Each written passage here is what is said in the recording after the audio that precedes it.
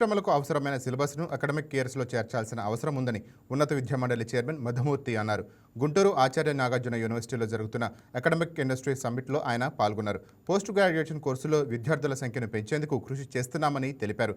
దాతలు, మానవతావాదులు యూనివర్సిటీలో పరిశోధన ల్యాబ్లు ఏర్పాటు చేసేందుకు ముందుకు వస్తున్నారంటున్న మధుమూర్తితో మా special correspondent Prasad face to face.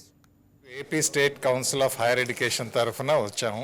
AP state council of higher education అనేది ఎంట్రన్స్ టెస్టులు కండక్ట్ చేస్తుంది, అడ్మిషన్స్ కండక్ట్ చేసేది. కాకపోతే మేము గమనిస్తున్నది ఏంటంటే ఈ అడ్మిషన్స్లో కూడా పీజీ అడ్మిషన్స్ బాగా పడిపోతా ఉన్నాయి. యూనివర్సిటీస్ అన్నీ కూడా డిపెండ్ అయ్యేది పీజీ కోర్సెస్ మీద. పీజీ అడ్మిషన్స్ ఎందుకు పడిపోతున్నాయి అనేది అందరికీ కూడా ఛాలెంజింగ్ క్వశ్చన్ అయింది. అందుకని యూనివర్సిటీ వైస్ ఛాన్సలర్స్ అందరితో కాన్ఫరెన్స్ పెట్టుకున్నప్పుడు మేము నిర్ణయించుకుంది ఏంటంటే ఇండస్ట్రీ కనుక వారి రిక్వైర్మెంట్స్ తెలియజేయగలిగితే మన పరిధిలో యూనివర్సిటీస్ అన్నీ కూడా వాటి కోర్సెస్ని ఇండస్ట్రీకి తగినట్టుగా ట్యూన్ చేసుకొని ఇండస్ట్రీ రెడీగా తయారు చేయాలనేది ఒక ఉద్దేశం. రెండోది, ఇండస్ట్రీ కనుక వారి రిక్వైర్మెంట్స్ మనకు తెలియజేయగలిగితే ఇటువంటి ఫోరమ్స్ ద్వారా బయటపడితే రీసెర్చ్ ల్యాబొరేటరీస్ పెట్టడానికి కూడా ఎంతోమంది ఔత్సాహిక ఫిలాంథ్రోపిస్ట్స్ ముందుకొస్తున్నారు.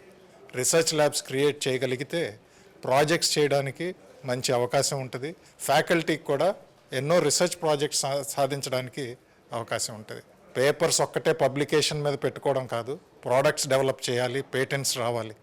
దాని ప్రయత్నంలో కూడా ఇటువంటి రీసెర్చ్ ల్యాబ్స్ అనేది ఇప్పుడు ఇన్వెస్ట్మెంట్ అంతా ఒట్టి శాలరీస్కి పెట్టినంత మాత్రాన డెవలప్మెంట్ ఉంటుందని అనుకోవడానికి అవకాశం లేదు. శాలరీస్తో పాటు ఇన్వెస్ట్మెంటు, ఇన్స్ట్రుమెంటేషన్ మీద, ల్యాబొరేటరీస్ మీద, ఇటువంటి ఫెసిలిటీస్ మీద కూడా మనం కాన్సన్ట్రేట్ చేయాల్సిన అవసరం ఎంతో ఉన్నది.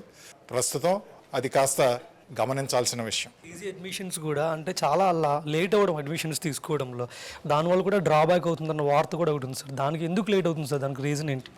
పీజీ అడ్మిషన్స్ లేట్ కాలేదు. లేట్ అయిందల్లా కోర్టుల్లో లోకల్, నాన్ లోకల్, స్టేట్ గవర్నమెంట్కి, సెంట్రల్ గవర్నమెంట్, సుప్రీంకోర్టుకి, హైకోర్టుకి మధ్యన వ్యత్యాసం ఉండడం మూలన చివరికి ఏ అడ్మిషన్లు అయితే ఆపారో నెల రోజులు, నెల 5 వారాల పైన నిలిపివేయడం జరిగింది. మళ్ళీ సుప్రీంకోర్టే మనం డిసైడ్ చేసిన లోకల్, నాన్ లోకల్ అనేది కరెక్ట్ అనేది నిశ్చయించుకున్నది. పోయిన 5 వారాలు ఎవరి మూలాన కాదు, కోర్టు నిర్ణయం మూలాన ఆగాల్సి వచ్చింది. అంతేకాని అది ఎట్లాగూ యూనివర్సిటీకి వెకేషన్ టైంలో మేకప్ చేయడానికి విశ్వ ప్రయత్నాలు చేస్తున్నారు. ఫ్యాకల్టీ కష్టపడుతున్నారు, అకాడమిక్ షెడ్యూల్స్ కూడా తయారు చేస్తున్నారు.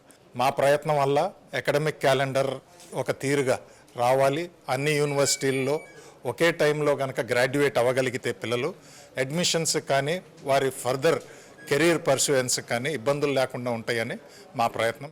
Please subscribe to YK TV Network. Please subscribe to YK TV. Please watch YK News. Don't forget to subscribe YK News channel.